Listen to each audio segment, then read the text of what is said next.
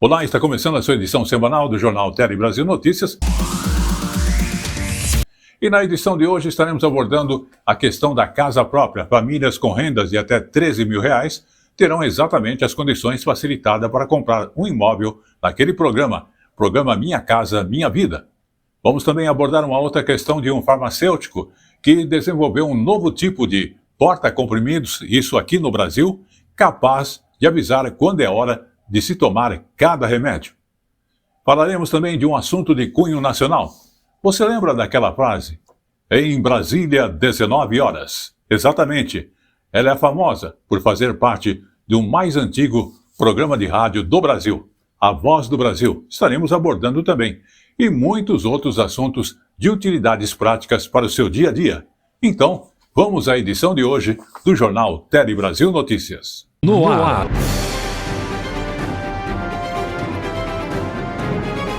Tele Brasil Notícias. Olá, e começamos a edição do Jornal Tele Brasil Notícias falando de um assunto que começou a partir da última quarta-feira, dia 22 de abril, onde as famílias com renda de até R$13 mil estão tendo as condições facilitadas para comprar o seu imóvel para o programa Minha Casa Minha Vida. São quase 90 mil famílias brasileiras que acabam sendo beneficiadas com essas novas regras. Vamos observar. Dentre as mudanças do Minha Casa Minha Vida estão o aumento do valor dos imóveis e da faixa de renda dos compradores. Agora, famílias com renda de até R$13 mil poderão entrar no programa. Uma medida que facilita o acesso à casa própria para a classe média brasileira, que poderá financiar os imóveis a juros mais baixos. Ele traz mais famílias para dentro do programa, especialmente a classe média, né, com juros mais baixos e parcelas mais acessíveis.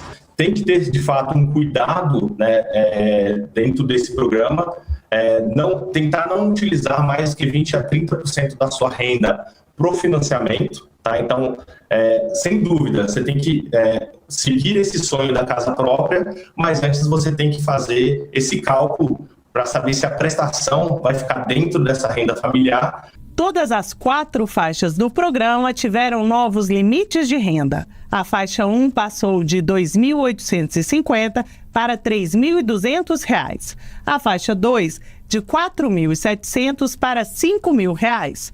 A faixa 3, de R$ 8.600 para R$ 9.600. E a faixa 4, de R$ 12.000 para R$ 13.000. O financiamento vale para casas ou apartamentos novos, usados ou na planta, com valor de até R$ 600 mil. Quase 90 mil famílias brasileiras devem ser beneficiadas com as taxas mais baixas. O Fundo de Garantia do Tempo de Serviço, o FGTS, poderá ser utilizado como entrada ou para pagamento de parte das parcelas. Para a faixa de renda mais alta, será preciso fazer uma entrada mínima de 20% do valor do imóvel. As novas regras também podem beneficiar o setor da construção civil. A construção civil, ela dá diretamente, né, um acesso à demanda, então ele vai gerar cadeia econômica de fato, vai gerar mais emprego, renda e consumo diretamente. Tá? Então, isso no curto prazo tende a ajudar, inclusive, setores como o de cimento, aço, né, e serviços por conta do gasto desses trabalhadores da construção civil. Tá? Então, de certa forma, ele vai ter um impacto positivo na economia, né, no PIB, de certa forma, e também nas pessoas que têm um sonho de comprar, né, o primeiro imóvel com uma taxa mais acessível. Vamos agora abordar a questão da inteligência artificial e o mercado de trabalho, que é uma preocupação grande aí, porque uma pesquisa mostrou que, apesar do aumento da produtividade, o medo de ser trocado pela tecnologia faz com que muitos empregados fiquem além do horário e também, até mesmo, diminuem o intervalo do almoço. Vamos acompanhar esta outra informação bastante importante. É fato que a IA é algo que já está em uso no mundo profissional. Essas ferramentas podem ser divididas em 2 grandes grupos. Um focado mais em produtividade do colaborador, então aquelas coisas mais simples, né? Então, para te ajudar a fazer apresentações, para te ajudar a resumir reuniões, enfim, esse tipo de coisa mais corriqueira. E tem outros que a gente chama de projetos, né? Iniciativas, que são iniciativas que já envolvem o orçamento da companhia, muitas vezes para você, e via de regra, né, para você automatizar o atendimento ao cliente, para você automatizar suas vendas ou parte do processo de vendas. Muitas vezes a parte de comunicação com o colaborador. Entre os profissionais que já usam a IA no dia a dia, as percepções se complementam. Meu rigor com a entrega da IA e também minha entrega ficou muito mais alto. Às vezes eu peço para a IA refazer várias e várias vezes o produto que eu estou solicitando a ela. E, obviamente, eu utilizo as ferramentas como um auxílio no meu trabalho. Bom, como social media formada em publicidade e propaganda, eu acredito que a inteligência artificial não veio para substituir nenhum profissional da área, mas sim elevar o nível do mercado. Hoje, facilmente, qualquer pessoa consegue criar um post usando inteligência artificial, mas o conteúdo em si só não converte. Um levantamento com 3.000 trabalhadores mostrou que, por medo da substituição por IA, empregados têm feito mais horas extras. No ano passado, mais da metade diminuiu o horário de almoço. Nós já vínhamos antes da IA com níveis expressivos de burnout, de depressão. Em tempos de inteligência artificial, passa a ser cada vez mais necessário a inteligência emocional. Então, não adianta nós termos uma ferramenta preciosa nas mãos se nós continuamos pensando como nós pensávamos antes dela. Essa é realmente uma tecnologia disruptiva, ela vem para mudar muita coisa, vem para melhorar muita coisa, vem para ajudar muitas empresas, vem para tangibilizar muitas ideias que antes a gente tinha, que a gente não conseguia antes executar, mas calma, tá tudo bem. Só a única sugestão é não fica parado, né? Não deixa de usar, não deixa uma narrativa contra também acabar dominando as suas atitudes, assim. Acho que a gente tem que usar as ferramentas, tem que testar e coisas boas virão. Vamos agora tocar num assunto que é de todos nós, né? Você lembra os horários corretos de tomar aqueles remédios que foram prescritos pelo médico? Pode ser um problema, principalmente para muitas pessoas quando são idosos. Por isso, um farmacêutico aqui no Brasil, ele desenvolveu um novo tipo de porta-comprimidos. E é interessante que ele é capaz, inclusive, de avisar quando é hora de tomar cada remédio e manter o paciente dentro daquele tratamento prescrito.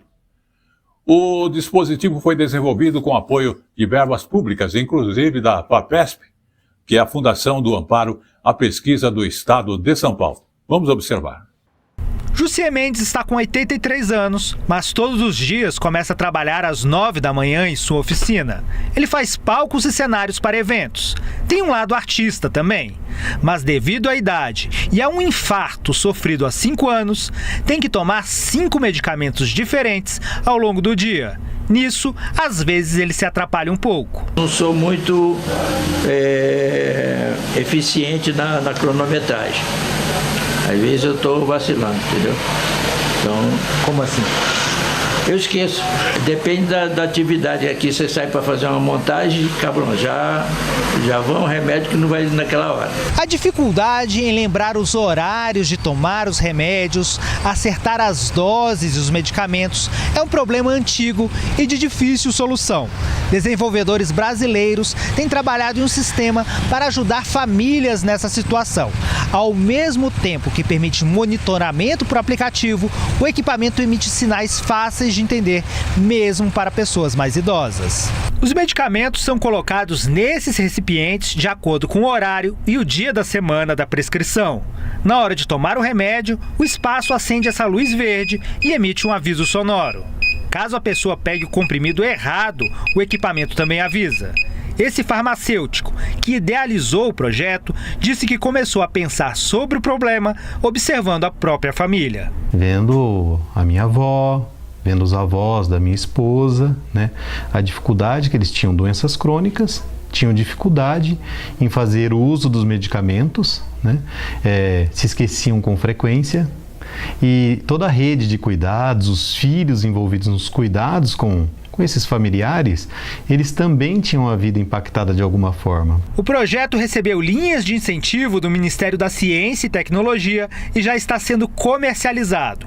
Ele é operado a partir dessa plataforma que permite o monitoramento da família ou de profissionais sobre a ingestão dos medicamentos. Então já tem pacientes que contratam o nosso plano e começam a fazer uso do nosso dispositivo. A gente já tem como fazer esse monitoramento e ajudar não só o paciente, mas toda a família. Vamos agora então falar do governo federal que decidiu barrar aqui no Brasil um novo tipo de apostas que vem ganhando com bastante espaço à internet. São os chamados mercados preditivos, que o usuário inclusive aposta em resultado de eleições, esportes, reality shows, e é uma espécie de vale-tudo das apostas. Vale até para suposições. É aquela questão, isso vai acontecer ou não? É um vale-tudo. Diferente das bets, estas plataformas acabam misturando apostas com investimentos e não têm uma previsão nem uma autorização legal. Vamos observar. Olha, esse anúncio do governo afeta empresas que ofertam apostas online de previsão, que são conhecidas como preditivas e que são proibidas no Brasil. Até agora, 28 plataformas foram bloqueadas, entre elas algumas bem conhecidas como a Cauchy e a Polymarket. A gente está falando, né, de apostas que tentam acertar a probabilidade de um determinado evento se confirmar, por exemplo, se vai chover ou se um candidato X vai ganhar as eleições. Então, essas apostas, elas imitam o mercado de contratos derivativos que são usados para prever cenários econômicos futuros, como, por exemplo, inflação ou preço de um ativo como o petróleo. A diferença é que no mercado financeiro, essas operações são usadas para proteger as empresas e os investidores contra prejuízos futuros, e essas plataformas de previsão, o objetivo delas é ganhar dinheiro, é lucrar, só que sem nenhuma regulamentação e sem nenhum tipo de proteção para o consumidor. Em função disso, o Banco Central divulgou hoje uma resolução, né, por meio da Comissão de Valores Mobiliários, né, proibindo a oferta e a negociação dessas apostas de previsão fora do mercado financeiro, e foi justamente essa norma que deu base para o anúncio de hoje do governo. Essas apostas online, a gente sabe que elas são regulamentadas no Brasil desde 2023, com a chegada das bets. Hoje são permitidas aí apostas esportivas de cota fixa e os jogos online. De 2023 para cá, o governo tem intensificado a fiscalização para coibir abusos e também para proteger os consumidores. A gente separou um trechinho da fala do ministro da Fazenda, Dario Durigan. Veja aí. A gente conseguiu bloquear 39 mil domínios com a colaboração fundamental da Anatel, 39 mil domínios de bets irregulares. Isso para dizer, para além de perfis em rede social, são mais de 450 perfis em redes sociais de influenciadores que foram bloqueados a pedido das autoridades públicas e cumpridos pelas plataformas digitais, pelas redes sociais. Também, a partir do ano passado, as instituições financeiras têm responsabilidade tributária solidária, caso alguma dessas bets irregulares não faça a sua regularização no Brasil e o recolhimento de tributo, de modo que o que a gente tem sempre defendido é um endurecimento e uma regulação muito rigorosa que vai seguir avançando. A gente segue acompanhando a partir das informações que a Secretaria de Prêmios e Apostas recebe, junto com o Ministério do Esporte, para que a gente coíba as externalidades negativas, que a gente coíba o prejuízo social que o jogo irresponsável, que o jogo sem regra causa à população brasileira.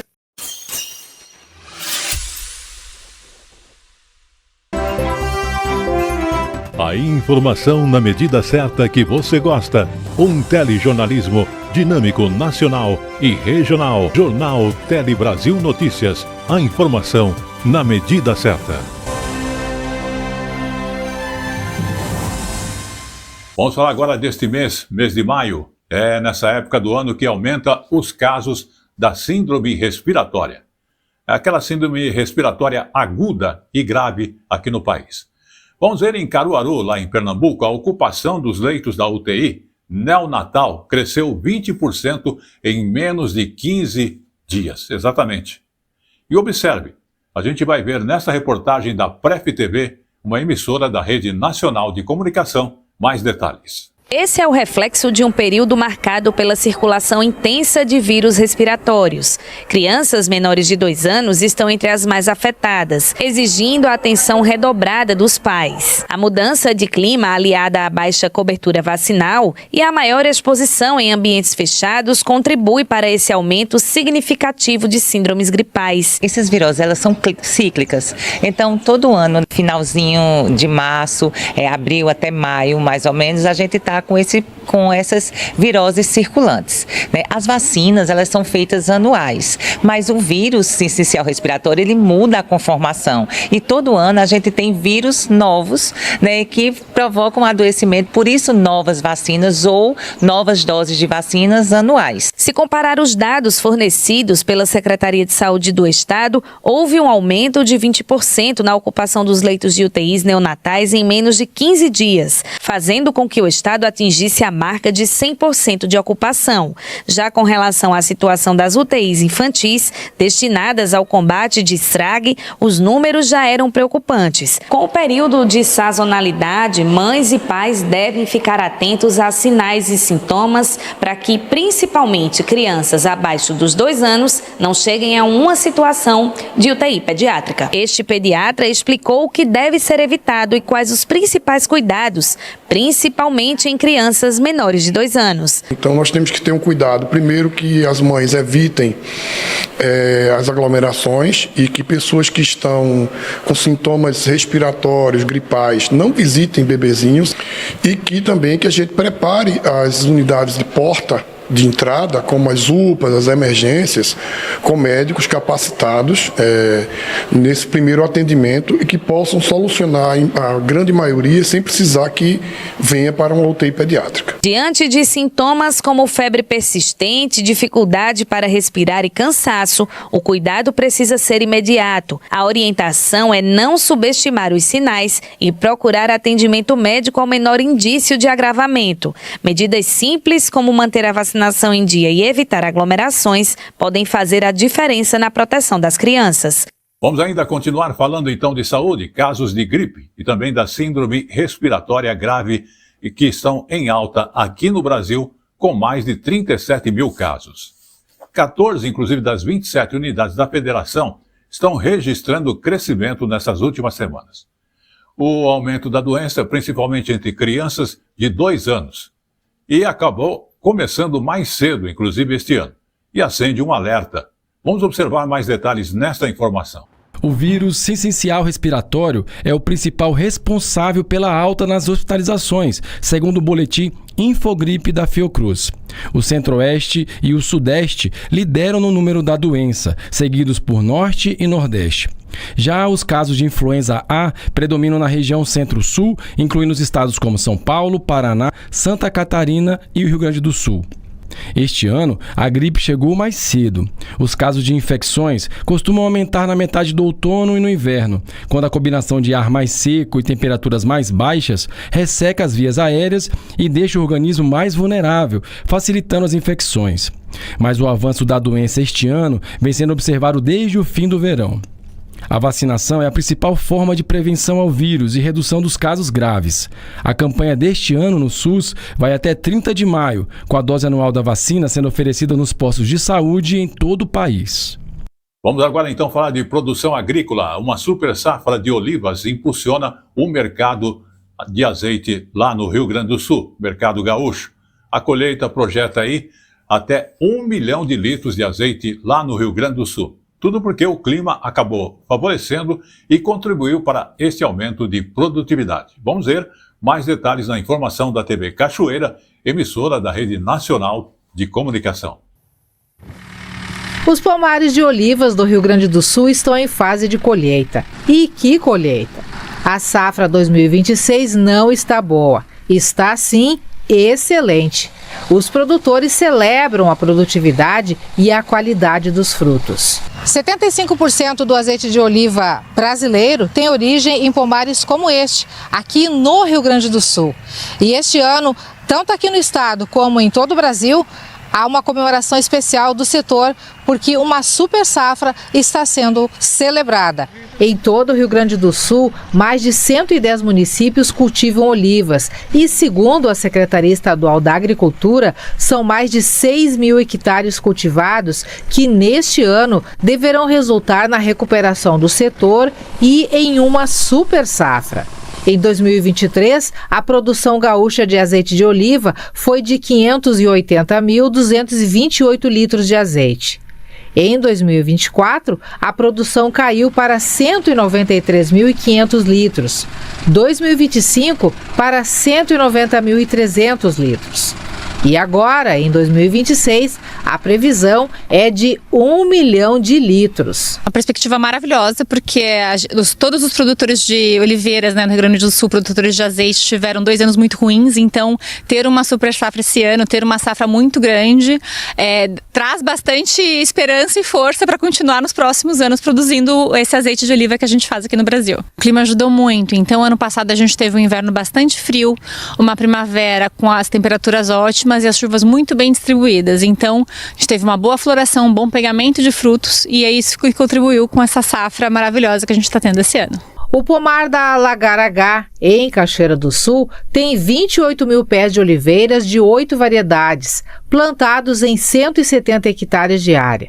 O setor industrial da empresa trabalha quase que ininterruptamente, processando o que chega do pomar. Frutas que são separadas de folhas e impurezas e higienizadas. Uma sequência de processos automatizados com altos padrões para chegar ao produto final. Os vários troféus nacionais e internacionais comprovam e validam a qualidade da prata da casa, que na verdade é ouro. A gente pode dizer que a gente faz um dos melhores azeites do mundo. E isso tem que ser motivo de orgulho e de usar de fato esse produto, que por mais que seja uma super safra de 1 milhão de litros, isso não corresponde a 1% do azeite que a gente consome do Brasil. Então a gente tem muito espaço e tem muito para crescer. Só que a gente precisa que o consumidor peça por esse produto, que a gente tenha incentivos para poder continuar fazendo esse produto. Vamos também abordar datas comemorativas aqui no Brasil, porque nós tivemos aí o Dia Nacional de Libras. Sim, da Libras, a língua brasileira de sinais. No Brasil, 5% da população tem alguma deficiência auditiva. Exatamente. E a reportagem da Pref TV Caruaru mostra que muitos deles ainda enfrentam barreiras para uma comunicação efetiva. Em todos os sentidos, a acessibilidade deve atender às deficiências, mas a comunicação, seja ela visual ou auditiva, faz toda a diferença. A inclusão de surdos tem sido algo muito necessário e cada dia mais urgente. Cleiton é intérprete. Essa profissão o abraçou anos atrás, quando viu a necessidade de colegas de sala. Eu sempre me interessei por línguas e quando eu vi aquela língua toda sinalizante, viva, como é a Libras, eu me interessei, comecei a conversar com eles foram me ensinando. Depois eu me aperfeiçoei com alguns cursos e daí, desde 2017, estou nessa área da interpretação. Kaique é surdo desde que nasceu. Com quase nenhuma comunicação em casa, só aos 12 anos ele teve contato com a Libras. Bem, a principal dificuldade que eu tenho é em comunicação, né? A falta de comunicação. Então eu vou no mercado, por exemplo, eu quero comprar alguma coisa e... por saber Libras fica fácil de eu conseguir comprar, mas quando não se sabe, então falta uma comunicação e com isso causa grandes transtornos. Se cada lugar que ele fosse tivesse uma pessoa que soubesse Libras, o mundo seria melhor? Claro, seria bem melhor, né? Porque, por exemplo, se eu fosse chamar, né, alguma pessoa para poder me ajudar na hora da compra ali, ficaria bem mais fácil de eu conseguir resolver minhas questões, seja em qualquer espaço. De acordo com dados do Instituto Brasileiro de Geografia e Estatística, IBGE, cerca de 5% da população brasileira tem algum grau de surdez, que representa aí quase 10 milhões de habitantes. Desse número, em média, 3 milhões tem grau de surdez completa. A Secretaria Executiva de Promoção dos Direitos da Pessoa com Deficiência também tem trabalhado no contexto da formação, como os cerca de 1.600 agentes de segurança policiais militares que podem receber uma formação para atuar junto às pessoas surdas e também recebendo uma ferramenta importantíssima. A plataforma Tá na Mão, por meio do programa Pernambuco Acessível. Além disso, existe também os locais com iniciativa privada. Esse instituto é particular e funciona aqui em Caruaru. Quem ensina um dia também foi aprendiz e viu na rotina uma necessidade para iniciar essa missão. O primeiro passo é aprender, né? Se comunicar, quebrar essa barreira, sendo empático com o outro, amando. Eu acho que essas duas palavras são muito importantes: empatia e amar. Pois é uma inclusão necessária e urgente. Para quem vive a realidade e não ser compreendido é angustiante. Que meu papel como presidente é estimular a comunidade surda.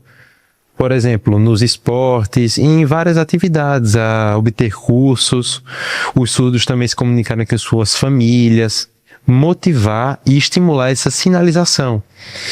Também na área da saúde, resolver alguns problemas, conseguir ultrapassar barreiras para que haja uma melhora na comunicação na comunidade surda. Na Libras existem os sinais, que são símbolos criados para determinadas palavras ou nomes próprios. Para mim, por exemplo, esse foi o sinal criado por Vanessa para o meu nome. Oi, meu sinal é Rebeca.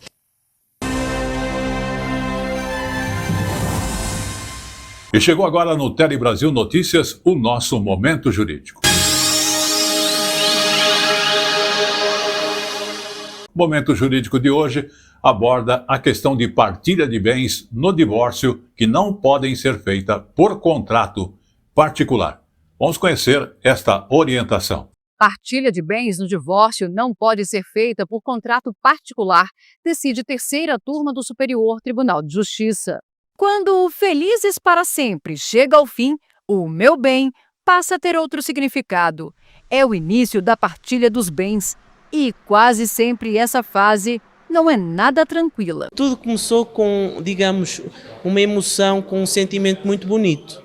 E depois que vira um objeto de raiva, de frustração e por aí vai. É preciso, na hora de casar, ter consciência e separar também. Principalmente quando se trata, assim, uma partilha onde tem vários cônjuges separados, famílias envolvidas. Então é um pouquinho complicado, sim. O bom é que o casamento fosse para sempre. A divisão de bens entre divorciados só pode ser feita na justiça ou por meio de escritura pública registrada em cartório, mesmo havendo acordo entre as partes. Esse foi o entendimento firmado pelo STJ em um processo julgado pela terceira turma. No caso analisado pelos ministros, o casal formalizou o divórcio por escritura pública e definiu que a partilha seria feita depois por meio de um contrato particular. No entanto, a ex-mulher questionou na justiça ter descoberto que as cotas de uma empresa estavam vinculadas a dívidas, o que inviabilizou a atividade empresarial e sua subsistência. Ela ainda alegou que o ex-marido não teria apresentado todos os bens do casal no momento da celebração do acordo. O processo foi extinto em primeira instância, sem resolução de mérito.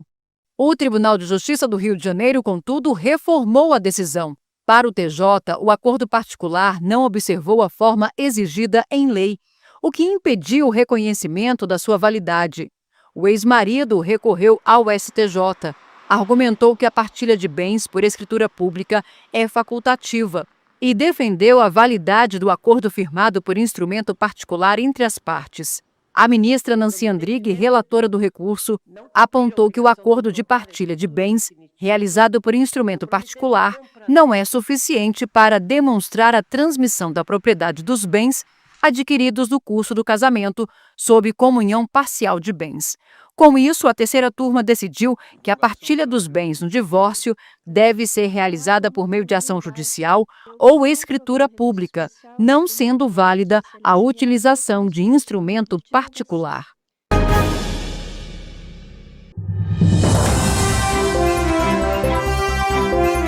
A informação na medida certa que você gosta. Um telejornalismo dinâmico, nacional e regional. Jornal Tele Brasil Notícias. A informação na medida certa.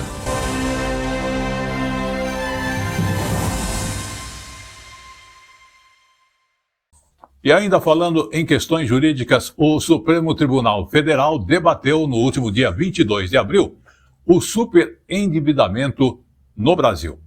Para os magistrados, o valor mínimo que não pode ser tomado pelos credores no pagamento das dívidas precisa ser revisto anualmente. Vamos saber que valor é esse e qual é que é esta revisão. R$ 600. Esse é o valor mensal que precisa ser preservado da renda do cidadão e que não pode ser tomado por credores no pagamento de dívidas, de acordo com a lei do superendividamento. Isso para manter despesas básicas, como alimentação, saúde e moradia. A questão que chegou ao Supremo é se esse valor fixo seria mesmo suficiente para garantir a dignidade humana. Para os magistrados, o valor pode ser atualizado, mas é preciso que haja uma avaliação anual do chamado mínimo existencial pelo Conselho Monetário Nacional, levando em consideração a realidade econômica do país. A lei do superendividamento auxilia quem, de boa fé, já não vê saída para quitar as dívidas acima de sua renda, contraídas por necessidades básicas. Pela lei, as pessoas podem renegociar os débitos de forma facilitada, com prazos e condições adequadas à capacidade financeira do devedor. Quase 82 milhões de brasileiros estão endividados, segundo o balanço mais recente da Serasa. Fevereiro deste ano se tornou o mês com o maior número de inadimplentes em toda a série histórica, após 14 meses consecutivos de alta. Hoje, as apostas online são apontadas como o principal fator de endividamento das famílias brasileiras. Vamos agora então falar de mudanças climáticas no mundo todo, porque o Oceano Pacífico atingiu a temperatura necessária para configurar o El Niño. A informação, inclusive, está no boletim publicado pelo NOAA no último dia 20 de abril, que é a Agência Atmosférica e Oceânica estadunidense. Vamos observar. Meio grau mais quente. Essa é a marca necessária para dar início ao El Niño. A última vez que o Pacífico atingiu essa temperatura foi em maio de 2024, data que ficou marcada no Brasil como uma das piores enchentes da história. No mesmo ano, tivemos secas e incêndios recordes no Pantanal e na Amazônia, além de diversas ondas de calor. Em nível global, foi o ano mais quente já registrado. O El Niño acontece quando as águas mais quentes das profundezas do oceano avançam para a superfície. Caso esse cenário, que começou hoje, se mantenha pelas próximas semanas, teremos oficialmente o início do El Niño. O Pacífico mais quente altera a circulação atmosférica global e muda os padrões de chuva e de temperatura em todo o mundo. O que já é consenso entre os cientistas é que o fenômeno estará completamente configurado entre o fim desse outono e o início do inverno, entre maio e junho. E a preocupação é de que o fenômeno, intensificado pelo aquecimento global, provoque impactos ainda mais severos que o último episódio entre 2023 e 2024. O CEMADEM, centro que monitora os riscos de desastres naturais no Brasil, alerta para os riscos de que o sul do país sofra com novas enchentes e deslizamentos de terra, enquanto o centro-norte deve observar uma seca ainda mais severa, com maior risco de queimadas já a partir de agosto. Vamos também falar de eventos que viralizaram-se na internet. O vídeo, que inclusive está nas redes sociais, acabou transformando a vida de uma família lá em Fortaleza. Vamos observar detalhes desta reportagem da TV Ceará, emissora também da Rede Nacional de Comunicação. A imagem gravada por um motorista viralizou. Nela, um homem catador de reciclagem tenta ensinar uma criança a soletrar uma palavra. Depois que o vídeo viralizou nas redes sociais, a vida do Carlos e do neto Moisés, de 7 anos, começou a mudar. Estava explicando para ele o nome da empresa, né? Que ele olhou pro ônibus e estava lendo lá, ele... ônibus, aí eu... não, pai, não é ônibus não, ali, essa letra aqui tá dizendo, ele é. Eu gosto assim, não, vou te explicar aqui, ó. Essa letra aqui é o nome da empresa, essa grande aqui. Aí eu vou te explicar, eu apontando lá, eu disse, ó, o V, I... Só imaginava a repercussão que isso tudo fosse ter na sua vida? Nunca.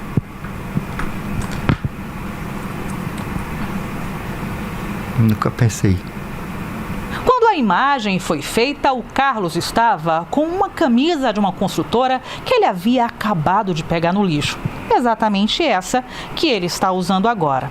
Ele nem imaginava que a partir daquele momento, através dessa mesma empresa, a mudança que estava por vir. Várias pessoas entraram em contato com a empresa, que resolveu acolher o catador. Já está no sangue da gente.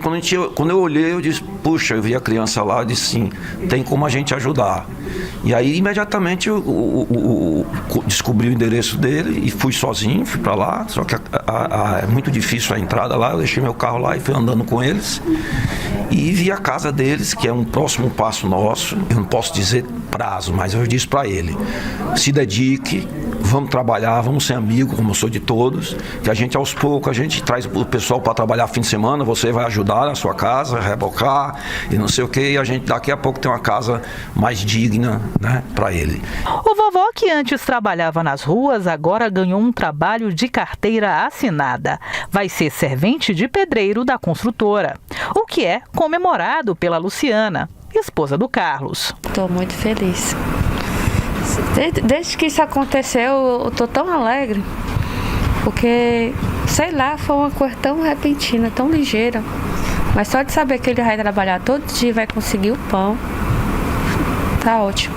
E o Moisés, mesmo tímido, está com o futuro encaminhado. Ele ganhou uma bolsa de estudos para a faculdade. Ele, com pouco conhecimento, consegue passar para ele um aprendizado.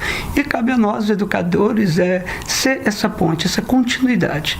E a Faculdade Imbecc terá grande prazer, lá na frente, receber o Moisés para ser um dos nossos alunos. Vamos também falar sobre as redes sociais, que estão cheias de frutas, órgãos do corpo humano e até mesmo objetos que ganham vida e dão até bronca pelo uso que as pessoas fazem deles. Cidade Nova. Aqui ninguém sabe quem eu sou. É exatamente isso que eu precisava. Nesta novela de rede social, os personagens são frutas. Na animação produzida por inteligência artificial, eles viralizam pela agressividade, pelas referências sexuais, pelas situações de misoginia e preconceito que retratam. Você acha que estou de brincadeira? Essa loja não é sua não, nada aqui é seu! Vídeos com esse formato surgiram no ano passado, no início em plataformas como o TikTok e depois se espalharam por outras redes sociais. Os primeiros, no contexto de divertimento absurdo, nonsense ou simplesmente besteiras. Com o potencial de viralização, o modelo passou a ser adotado até por profissionais na internet. Eu sou uma queimadura. Para cicatrizar bem, preciso de proteção, controle da dor e do curativo certo para ajudar minha pele a se regenerar. Alguns minutos rolando a tela das redes sociais e lá estão eles, órgãos do corpo humano, alimentos e outros objetos que se tornam personagens e assumem características e emoções humanas. As mensagens são carregadas de raiva, humor e até broncas. Café puro no bucho vazio é lava, minha parede tá derretendo, cadê o pão pra amortecer? Ai, minha gastrite, vai furar tudo! Tem uma coisa de não se levar tanto a sério, de fazer piada com coisas básicas e de não ter limites para a liberdade de expressão. Numa tradução livre, a expressão brain rot é entendida como apodrecimento mental.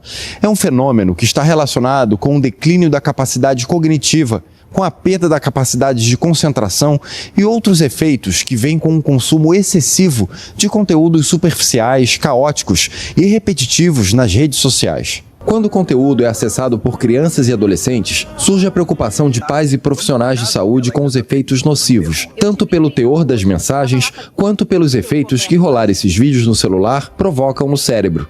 O fenômeno brain rot acende um alerta para os problemas da hiperconexão e a falta de estímulos complexos no cérebro. Esses vídeos mais curtos, né, e de baixa qualidade, dessa maneira recompensadora, tem mais correlação com ansiedade, com depressão, com estresse, com rebaixamento atencional, com baixa tolerância à frustração. É claro que assistir um vídeo não é o fim do mundo, mas a gente está falando de crianças que desenvolvem hábitos destrutivos mesmo, que ficam o dia inteiro na internet consumindo conteúdo que vai levá-las para um comportamento extremista, um comportamento intolerante. Os efeitos podem ser controlados com mudanças de comportamento. A gente vai aprendendo, testando, experimentando, esperando um tempo, monitorando, ver se está dando certo. E aí com as telas você não treina essa espera, é tudo muito rápido. A responsabilidade individual, ela está dentro da disciplina de cada um, do interesse de cada um. Mas a gente está falando de um problema que é sistêmico, né? Então não adianta adianta cobrar das pessoas. A gente precisa criar mecanismos, por exemplo, para diminuir o design manipulativo dessas plataformas. Vamos aí falar então de uma conquista importante para o cinema brasileiro. Produção selecionada aqui pela EBC, inclusive, que foi premiada no maior festival de documentário da América Latina. Com um olhar sensível, a produção emocional ao representar o audiovisual nacional. Vamos observar. Esse documentário foi vencedor neste final de semana do Festival Internacional É Tudo Verdade. Venceu na categoria média e longa-metragem. Sagrado conta a história, mostra a realidade de professores e também de funcionários na tentativa de educar em uma escola em Diadema, aqui na Grande São Paulo, em uma escola de uma região carente. O desafio enfrentado por eles e também pelos alunos nesse processo e, claro, serve também de pano de fundo para as questões sociais desta região. Agora, esse documentário, ele tem o selo do edital Seleção TV Brasil, que foi um edital de fomento à produção de conteúdo. O maior investimento já feito na história na produção de conteúdo para TV pública. 110 milhões de reais em investimentos por meio do Fundo Setorial do Audiovisual, em parceria com o Ministério da Cultura, em parceria também com a Ancine. Mais de 1.670 produções se inscreveram, 39 foram selecionadas, entre elas Sagrado. E aí, essas produções vão ser exibidas na grade de programação da TV Brasil e também nas mais de 160 emissoras que compõem a rede nacional de comunicação pública. Quem costurou todo este processo à época foi a diretora de conteúdo e programação da TV Brasil e agora presidenta da IBC, Antônia Pellegrino. Pellegrino comentou que esse edital significou muito mais do que uma janela de exibição para essas produções, mas um instrumento de fortalecimento da parceria entre comunicação pública e a produção audiovisual. Bom, a gente conversou com a diretora deste documentário, que comentou a importância desse edital da TV Brasil, mas falou também sobre as portas que essa premiação abre a partir de agora, porque o prêmio credencia o documentário para disputar nada mais, nada menos que o Oscar. Acompanhe. Eu acho que esse filme, ele tem tudo a ver com a TV pública. Acho que estou muito feliz que, por ter ganhado esse edital, o filme, o Sagrado, vai ser exibido nas TVs públicas, comunitárias e universitárias do Brasil, por conta desse edital, porque ele conta as nossas histórias, os personagens são trabalhadores brasileiros e uma janela importantíssima. Nós já estamos elegíveis para o Oscar, o que é maravilhoso, né? Agora para frente é fazer barulho com esse filme, passar ele em vários estados, em vários municípios, fazer com que a comunidade, com que o nosso público-alvo, né, as pessoas que se interessam pelo filme, que se interessam pelas temáticas, que trabalham com temas relativos à educação, direitos humanos, enfim, que essas pessoas fiquem sabendo do filme, entrar no universo da educação e tal, para fazer com que esse filme chegue ao máximo de pessoas. Vamos agora falar então do final de semana, porque aqui no Brasil, no Rio de Janeiro, vai acontecer o mega show da cantora Shakira. Inclusive, o palco terá nada menos que 1.500 metros quadrados e está sendo montado no prédio de Copacabana. Vamos observar mais detalhes desta informação. O furacão Shakira está chegando nos próximos dias aqui no Rio de Janeiro e os preparativos já estão na reta final. Agora só falta uma semana. Sábado que vem, aqui onde nós estamos, nessas grades, na famosa fila do Gargarejo, estará lotado de fãs. O palco está quase pronto, a estrutura principal montada, só faltando as caixas de som e os telões. Será um palco com 1.500 metros quadrados, praticamente o dobro do palco de Madonna e maior ainda do que o palco de Lady Gaga. São esperadas cerca de 2 milhões de pessoas aqui nas areias de Copacabana e toda esta gente já está movimentando a economia da cidade. Os hotéis da Orla, por exemplo, estão com ocupação de 80% dos seus quartos preenchidos, faltando uma semana para o show. E os fãs de Shakira vêm de várias partes do Brasil e também de outros países do mundo. Só pelo aeroporto do Galeão, por exemplo, estarão chegando 150 mil pessoas. 100 mil de brasileiros vindos de outros estados e 50 mil estrangeiros. Desses, 1/3 vem da Argentina, seguido pelos fãs do Chile, Estados Unidos, Portugal e Colômbia. Todos ansiosos para cantar e dançar ao som do Waka Waka Wherever and Ever e She Wolf, só para citar algumas músicas de Shakira, que aliás é conhecida como a Loba, e por causa disso rebatizaram até o nome aqui da praia, agora é Lobacabana. E como eu falo sempre, tudo que é bom dura pouco, e o Tele Brasil Notícias está chegando ao seu final, agradecendo a sua audiência aqui no país e também em toda a parte do mundo. Mas antes, vamos falar sobre um assunto que é um assunto nacional. É aquela questão: quantas vezes você ouviu esta frase? Em Brasília, 19 horas. Ela é uma frase que ficou famosa por fazer parte do mais antigo programa de rádio do Brasil. Inclusive, esse programa está no ar atualmente, que é a Voz do Brasil. Agora, como é calculada a hora oficial do país? E não só do país, mas dos 4 fusos diferentes que nós temos aqui no Brasil. A hora do Brasil é oficial e marcada lá no Rio de Janeiro. Acontece desde o século XIX pelo Observatório Nacional. Vamos mostrar para você entender agora como a tecnologia se modificou com o passar dos anos para garantir a exatidão nos ponteiros e nos displays dos nossos relógios. Vamos observar. Antes que houvesse baterias, displays, relógios analógicos ou digitais, a definição da hora era feita pela observação humana dos astros.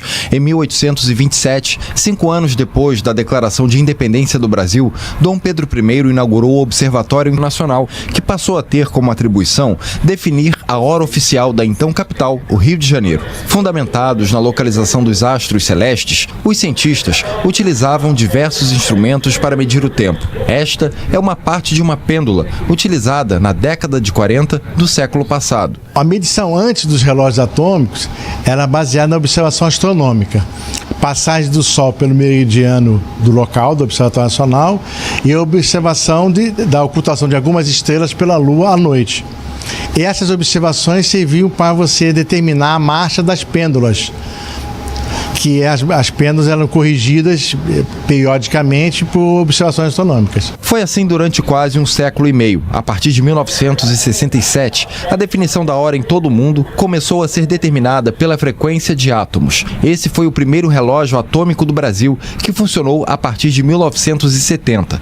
Esses equipamentos são capazes de medir a hora com máxima precisão. Eles operam com o átomo de Césio-133, considerado padrão para a finalidade. O Césio-133 não se confunde com o 137, que tem potencial radioativo. A hora oficial do país é definida a partir da média calculada entre um conjunto de 10 relógios atômicos do Observatório Nacional. A precisão é tanta que atrasos de 1 segundo em relógios atômicos levariam centenas de milhões de anos para acontecer. O sistema chega a contar o femtosegundo, que é um quatrilionésimo de segundo. Mesmo depois de Brasília se tornar a capital do país, a hora legal dos 4 fusos horários no Brasil continua a ser medida no Rio de Janeiro. Mas nem todos os dispositivos estão ajustados com a hora oficial do Brasil. Smartphones, por exemplo, obtêm a informação pela sincronização automática dos servidores internacionais. Para determinados setores, a hora oficial do Brasil é crucial, já que precisam de certificações para o cálculo de prazos. Os sistemas bancário e judiciário contratam o serviço oficial do Observatório Nacional para garantir exatidão em todas as operações. Nós temos um sincronismo público, qualquer cidadão pode acessar, e temos com os mesmos equipamentos, a mesma qualidade, o sincronismo certificado. Aí algumas empresas têm equipamentos que se sincronizam com a gente e nós mensalmente emitimos o certificado comprovando que elas estão sincronizadas. Aí temos como exemplo Caixa Econômica Federal, Bradesco, Itaú, e daí vai, Serpro e outras empresas. E aquele serviço de ligar pelo telefone, sabe, para acessar a hora oficial, lembra? Bom, ele não existe mais, tá? Hoje, a hora certa pode ser consultada de graça na página do Observatório Nacional. E com essa última informação, o Tele Brasil Notícias da semana vai ficando por aqui. agradecendo a sua audiência e lembrando que você pode rever as nossas informações através do nosso site, que é telebrasilnoticias.com.br ou mesmo no YouTube, @Jornal Tele Brasil Notícias. Você também pode acompanhar pelo Facebook. Nós temos também as informações do dia a dia no A Hora da Notícia Rádio e TV. Queremos agradecer todo o trabalho técnico de nossa equipe de produção e estaremos de volta na semana que vem com muito mais informações para você. Até lá!